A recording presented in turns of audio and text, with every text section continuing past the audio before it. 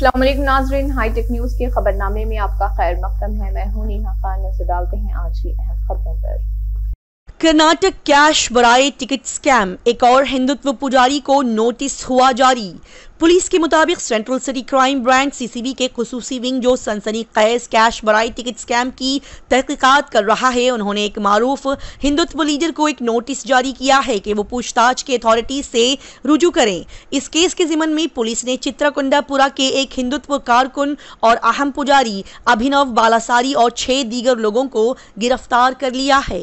सनअतकार और BJP leader Govind बाबू पुजारी ने एक शिकायत दर्ज कराई है कि मुलजिम ने बीजेपी का एक टिकट दिलाने के वादे पर 5 करोड़ रुपए खाए और उन्हें धोखा भी दिया। अब दक्षिणा कुंडा के मंगलुरु शहर के गुरुपुरा में विजरादेही मठ के स्वामी राजा शेखर आनंदा को एक नोटिस जारी किया गया है। मस्कुरा पुजारी हिंदुत्व का एक अहम चेहरा है। वो कर्नाटक में टेलीविजन प्रोग्रामों में हमेशा मौजूद रहते हैं। वो विजरादेही स्वामी जी के नाम से भी मशहूर हैं। मस्कुरा पुजारी से सीसीबी अफसरान से रुजू होने को कहा गया है और बहुत जल्द उनसे पूछताछ की जाएगी। कलीदी मुलजिम चित्रकुंडापुरा जो अदालती तहवील में हैं, उन्होंने विजरादेही स्वामी जी का नाम इस स्कैंडल में लिया है।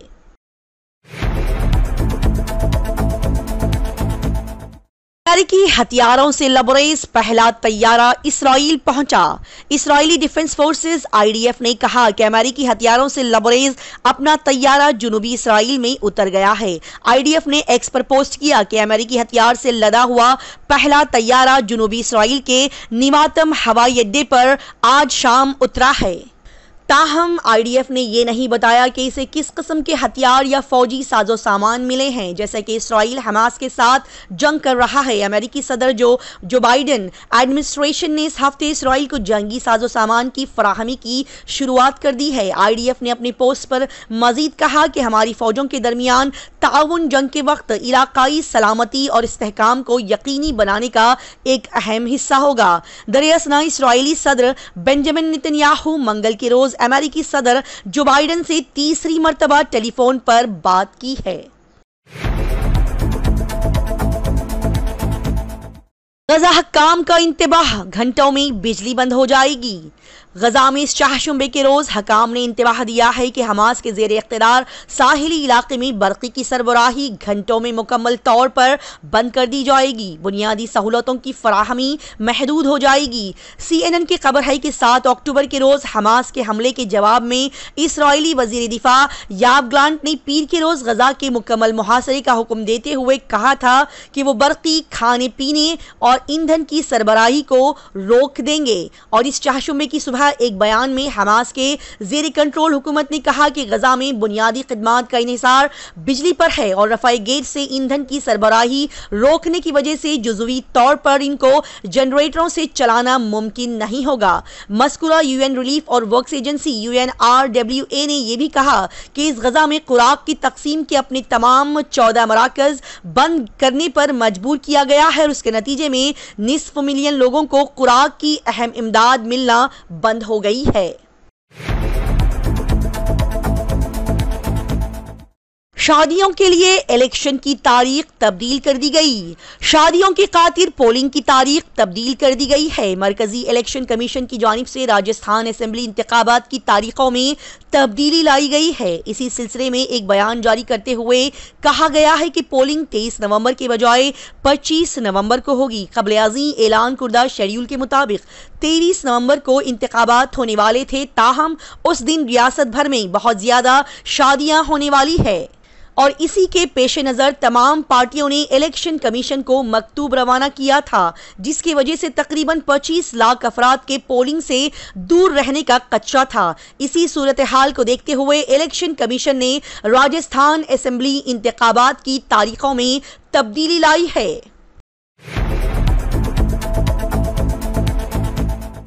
तेलंगाना के जिला आदिलाबाद के अक़लियती अकामती स्कूल में कम उम्र लड़के के साथ घिनौनी हरकत। जिला आदिलाबाद मुस्तक़र के चांदा में वाक़ तेलंगाना अक़लियती अकामती स्कूल बॉयज़ 2 में शर्मनाक वाक़या पेश आया। तफसीलात के मुताबिक अक़लियती अकामती स्कूल बॉयज़ 2 चांदा आदिलाबाद में ज़ेर तालीम 5वीं जमात के नाबालिग तालिब इल्म को 3 नाबालिग सीनियर तालिब इल्मों ने मुबैना तौर पर जिनसी ज़्यादती का निशाना बनाया। इत्तलात के मुताबिक हॉस्टल इंतजामिया ने पुलिस में शिकायत दर्ज करवाने के बजाय 7वीं जमात के 3 काती तलबा को हॉस्टल से निकाल दिया है। हॉस्टल इंतजामिया पर भी वाक़े को छुपाने का इल्जाम है। इस वाक़े को छुपाने पर हॉस्टल इंतजामिया पर भी सख्त कार्रवाई करने का आवाम की जानिब से मुतालबा किया जा रहा है। पुलिस की जानिब से मजीद तहकीकात के बाद ही हक़ाइक़ सामने आएंगे। मुतासिरा तालिब इल्म के वालिदैन की शिकायत पर रूरल पुलिस स्टेशन ने 3 नाबालिग सीनियर तालिब इल्मों के खिलाफ एक केस दर्ज कर लिया है। पुलिस ने बताया कि मुतासिरा तालिब इल्म के वालिदैन की शिकायत पर मुकदमा दर्ज करके कार्रवाई शुरू कर दी गई है और मजीद तहकीकात जारी है।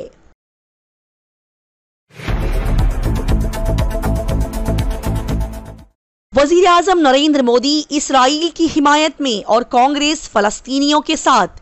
इसराइल और फ़लस्तीन के दरमियान जारी जंग के दौरान वज़ीर आज़म नरेंद्र मोदी ने इसराइल की हिमायत की है, जबकि कांग्रेस फ़लस्तीन की ताईद में खड़ा हुआ है। मोदी ने सोशल मीडिया प्लेटफॉर्म एक्स पर अपने पोस्ट में कहा कि मैंने फ़ोन कॉल और इसराइल की ताज़ा सूरत हाल से वाकिफ कराने पर बिन्यामिन नेतन्याहू का शुक्रिया अदा किया। इस मुश्किल घड़ी में हिंदुस्तान की अवाम इसराइल के साथ मजबूती के साथ खड़ी हुई है। हिंदुस्तान हर किस्म की दहशतगर्दी की मजम्मत करता है। ये दूसरा मौका है जब वज़ीर आज़म नरेंद्र मोदी ने इसराइल पर हमले की मजम्मत करते हुए इसराइल का साथ देने का ऐलान किया। उधर हिंदुस्तान की ऑपोजिशन जमात कांग्रेस पार्टी ने फ़लस्तीनी अवाम के हुकूक की हिमायत का ऐलान किया है। इसका मौक़िफ़ वज़ीर आज़म के मौक़िफ़ के बिल्कुल बरअक्स है।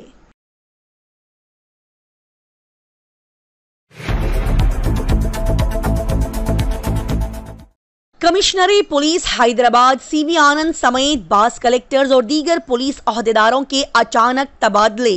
मुशर्रफ अली फारूकी भी है शामिल।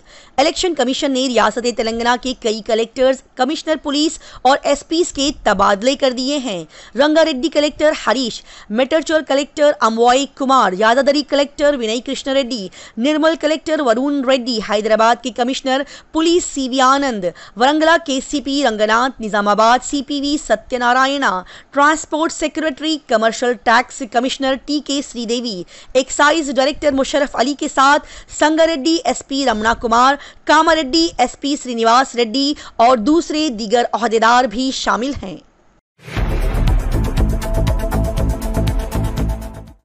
जीत को गजा के शहरियों के नाम करने से मुतालिक पाकिस्तानी क्रिकेटर मोहम्मद रिजवान के ट्वीट पर तनकीदें। इसराइल और फ़लस्तीन के दरमियान जारी जंग को पाकिस्तानी क्रिकेटर मोहम्मद रिजवान ने क्रिकेट में लाया। मंगल को श्रीलंका के खिलाफ मैच में सेंचुरी बनाने वाले मोहम्मद रिजवान ने ट्विटर पर कहा कि वो पाकिस्तानी टीम की जीत को गजा फ़लस्तीन के शहरियों के नाम कर रहे हैं। रिजवान ने अपने ट्वीट में लिखा कि पाकिस्तानी टीम की जीत का हिस्सा बनने पर उन्हें खुशी है। इस फतह को गजा में अपने भाइयों और बहनों को वो वक्फ करते हैं। इसके अलावा हैदराबाद के लोगों की तरफ से हमें दिखाई जाने वाली मोहब्बत और मेहमान नवाजी के लिए आप सभी का शुक्रिया। मोहम्मद रिजवान के इस ट्वीट पर कई नेटिजन ने कई तरह की तनकीदें की हैं। एक ने कहा कि उन्हें यहां क्रिकेट खेलने के लिए आने के बजाय फ़लस्तीन में इसराइल के खिलाफ जंग लड़ने के लिए भेजा जाना था। हैदराबाद में रुकने असेंबली के हामी का नौजवान पर हमला, वीडियोस और तस्वीरें हुई वायरल। हैदराबाद में एक नौजवान की जानवरों की तरह से पिटाई की गई। ये वीडियोस और तस्वीरें सोशल मीडिया पर काफी तेजी के साथ वायरल हो रही है। इन तस्वीरों में देखा जा सकता है कि एक नौजवान सड़क पर बैठा हुआ है और मिन्नत व समाजत कर रहा है। बावजूद इसके कि नौजवान उस पर टूट पड़ रहे हैं। दावा किया जा रहा है कि नौजवान पर बड़ी लकड़ी से हमला करने वाला नौजवान रुकने असेंबली का हामी है।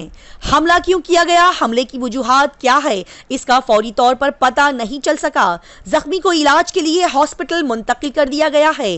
जराये के मुताबिक जुबली हिल्स के बीआरएस एमएलए गोपीनाथ के हामी भास्कर, जो इस वक्त उनके पीए के तौर पर काम कर रहे हैं, उन्होंने इस नौजवान पर हमला किया।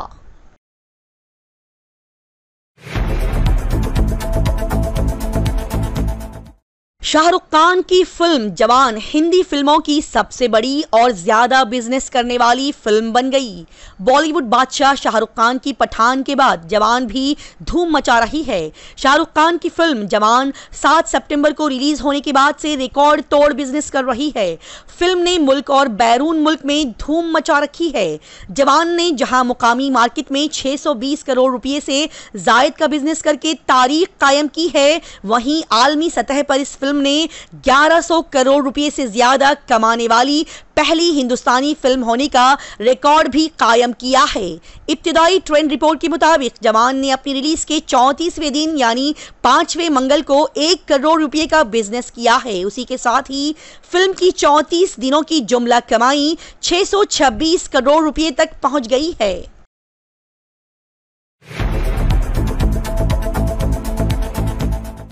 तेलंगाना की मेडिकल तालिबा अर्शिया अंजुम की मुश्तबा मौत। पुलिस की टीम हिमाचल भेजने चेयरमैन अक़लियती कमीशन तारिक अंसारी का डीजीपी को मकतूब।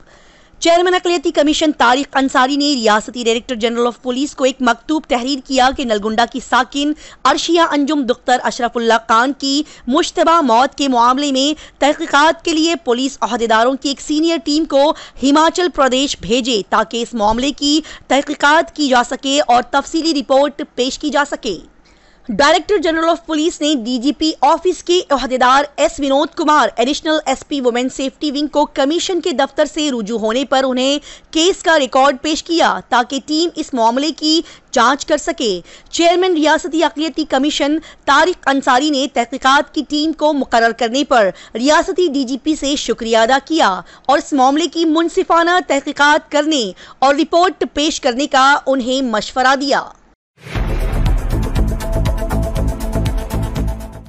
ब्रेकिंग न्यूज, बिहार में एक्सप्रेस ट्रेन पटरी से उतर गई, 4 मुसाफिरों की लाशें बरामद। बिहार में एक बड़ा ट्रेन हादसा पेश आया है। आनंद विहार टर्मिनल से कामाख्या जाने वाली train number 12506 north east express की कुछ बोगियां चाशुमे की रात तकरीबन 9:35 पर दानापुर डिवीजन के रघुनाथपुर स्टेशन के करीब पटरी से उतर गई। राहत और बचाव के कामों में लगे डोमराव के एसडीएम कुमार पंकज ने बताया कि अब तक 4 मुसाफिरों की लाशें निकाली जा चुकी हैं। सीपीआरओ वीरेंद्र कुमार ने बताया कि हादसे की इमदादी गाड़ी तिबी टीम और अहलकारों के साथ जॉय हादसे की तरफ रवाना हो गई है। इसी दौरान स्टेशन पर अफरा तफरी की सूरत हाल है। गांव वाले बचाव के कामों में मसरूफ हैं। अब तक मौसूल होने वाली इब्तिदाई मालूमात के मुताबिक डाउन नॉर्थ ईस्ट एक्सप्रेस की 8 बोगियां पटरी से उतर गई है। हादसा पटना रेलवे सेक्शन के रघुनाथ स्टेशन के करीब पेश आया। मजीद तफसीलात का इंतजार है। इसी के साथ हाईटेक न्यूज खबरनामा इख्तिताम को पहुंचता है। अल्लाह हाफ़िज़।